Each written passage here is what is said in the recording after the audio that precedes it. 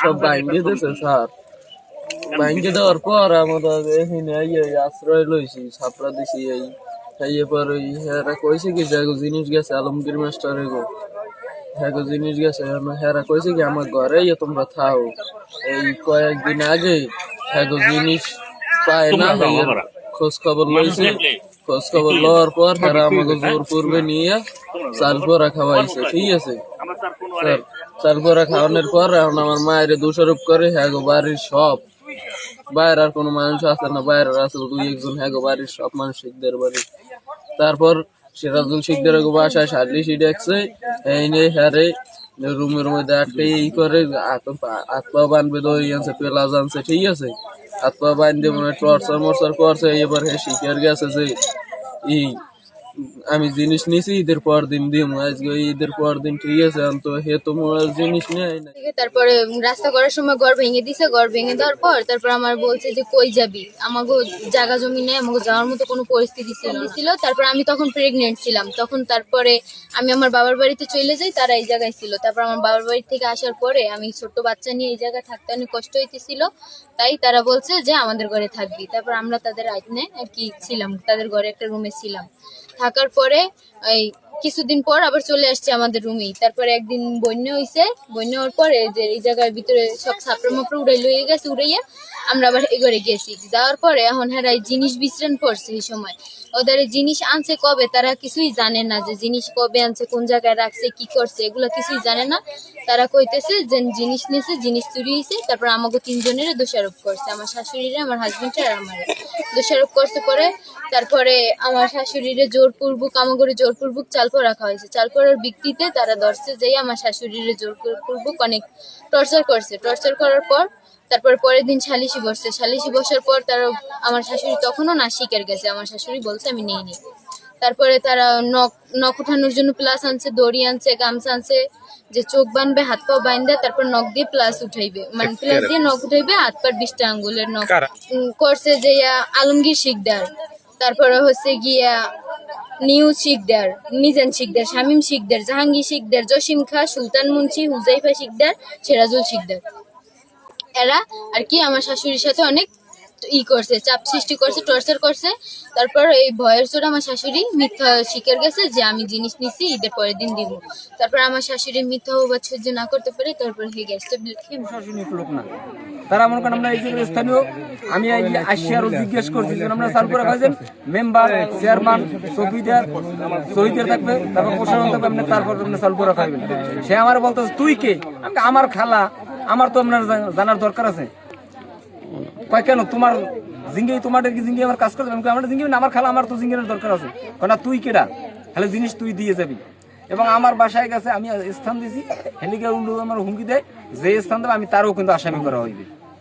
এই শেলির ব্যাপারে যে মারা গেছে, শেলির জিনিস সংকটে মারা গেছে, কিন্তু আসলে জিনিস নিয়েছে নাকি একমাত্র আল্লাহ ছাড়া কেউ জানে। আমরা কোনোদিন দেখি নাই সে মানে এত বাসায় রয়েছে, এত জায়গায় ঘরে রয়েছে, কিন্তু শেলির দেখি নাই কোনোদিন। কেউ মানে একটা পাতা ছিঁড়িয়ে খাইছে কিনা আমার জানা মতো আমি দেখিনি। আর কোনোদিন মানে এরকমের কেউ অপবাদ দেয়ও নাই সারা জীবনে, কিন্তু এবার অপবাদ হয়েছে, কেন হয়েছে সেটা আমরা জানি না। আমরা জানি না, সেদিনকে শুনছি মঙ্গলবার দিন বিচার হয়েছে, বিচারে কি হয়েছে তাও জানি না। ওই জায়গায় ছিল মানুষের দ্বারা শুনছি প্লাস প্লাস, কিন্তু আমরা সঠিকটা আমি দেখিনি চোখে, আর আমি ওই জায়গায় ছিলামও না। কিন্তু শেলিরে কোনোদিন দেখি নাই। এবং শেলি কোনোদিন এই দেশে কেউ একটা পাতা ছিঁড়িয়ে খাইছে, 12-10 জনকে অপবাদ দিয়েছে, এ কথা আমার জানা মতো মনে হয় কেউ এই দেশে কেউ কইতে পারবে না। আমার নাম লিজা। আমরা 1 বছর তোমাইতে কাজ করছি। কাজ করার পর উনি শেলি খালা আমাকে, আরে আমরা খালা করে ডাকতাম। শেলি খেলায় অনেক ভালো আছিল। হ্যাঁ, আমরা যেমন রাস্তায় কি জয়জামেলা অনেক হইতো, আমাকে মিট মেটাইয়ে রাখতো সবাই। আর উনি যেমন রাস্তায় আমরা 1 মুঠ ঠাক টকাইও নিছি, কিন্তু আমার খালায় হ্যাঁ 1 মুঠ ঠাক টকাইও আনে নাই। আর আমাকে লাগে খারাপ ব্যবহার করেনি, উনি অনেক ভালো আছিল। আর আমরা যেন এই এলাকায় আমরা কাজ করে গেছি, ওনার রেকর্ড অনেক দিলে ভালো পাইছি খালার। শেলি খেলা অনেক ভালো, মানে ওনার রাগ আছিল, রাগ থাকলো আমাকে আবার রাগ হার পানি করে লাইছি, অনেক ভালো আছিল খালা।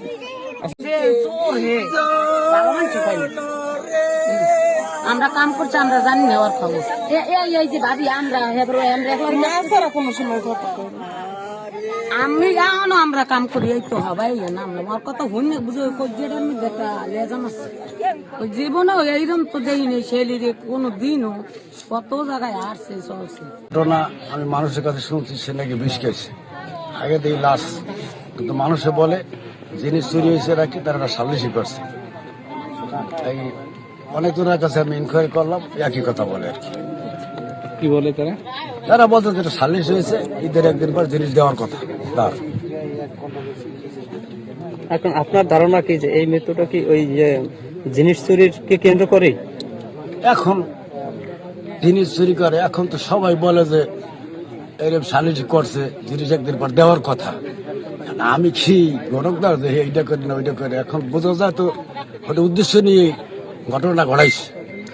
এটা সাধারণত মানুষেরও বলে এবং সকলেই তো এটা। সালিশি যে সময় আইছে এ সম্পর্কে আপনি কিছু জানেন? আগে পরে জানেন? সালিশি বা জিনিস চুরি হয়েছে, জিনিস চুরি হয়েছে বা সালিশি বা যে ব্যাপারে আমি জানি না, কিন্তু এখানে আজকে শুনি আর কি। তাই এই এলাকায় যদি চুরি হয় মেম্বারে জানবে চকিদারে জানবে, কিন্তু আপনাকে জানাইছে আগে পরে? কোনো পক্ষে জানায়নি। আমি 10 লাখ টাকা দিলো আমার দ্বারা আপাতত এগুলো হবে না, হয়তো যে হোক না কেন, হয়তো আমার আপন হোক পর হোক, আমি এগুলো কখনোই পছন্দ করি না। তারা আমার এবার আইস পেলাম কই মাতার কি দিতে দিতে হাক কই গেছে কই খালাম মা ওই নাকি করলাম সে মাস কোক দেন আমি তো হারা খালি আপনার কাছে হইছে কই দেব আমি আমনে ঘর না কই বেশ শুরু করে নিছি কই না বাবা তোর তো খাইছে আমি দেখিনি। তা আমি আর জিনিস নিয়ে কি করবো, আমার এত ঠেক গেছে, আমার এত অভাব গেছে, আমি চাইলে না কেউ ধরিনি। কত বাসায় ভালো ভালো বাসায় আমি কাম করে দিয়েছি, বেতাবাড়ি কত বিয়ে আমি তো লক লক কাম করছি, কেউ আমি চাইলে না পয়সা ধরিনি। শোনা গো নাকি আমার ধারে পরে নেই, আর আমার তো এখন এরকম অভাবও নেই। খালাম আমি আর কি করতে পারি, আমি আর কোথাও না দৌড়িতেছি, আমার লগে একটা মানুষ নেই যে দৌড়ে চোর কইছে আমার আর এক লাখ লাখ কান দিয়ে দৌড়ে, আমার লগে কেউ পরেও না। আমি কই বাবা তোর লাগ কেরা পড়বে, কে আর এরকম গায়ে বলাস, তোর রক্তের তো ভাই বলতে যদি না যায় তার যাইবে কেনা।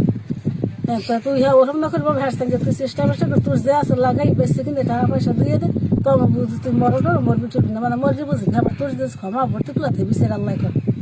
ওই হ্যাঁ পাঠা আমি কোনো গেছি গিয়ে কয় খালাম মা শান্তি পাইনি কোন হয় না, আমি এই করিনি খেলাম, আমি কোরআন শরীফ এনে দেন আমার মাথার উপর, আমি কোরআন, আমি তো কোরআন মানে মুসলমান তো কোরআন মানে, হ্যাঁ কেউ আমার কথা বিশ্বাস করে, এই কইছে আমার লাগে গেছি গিয়ে।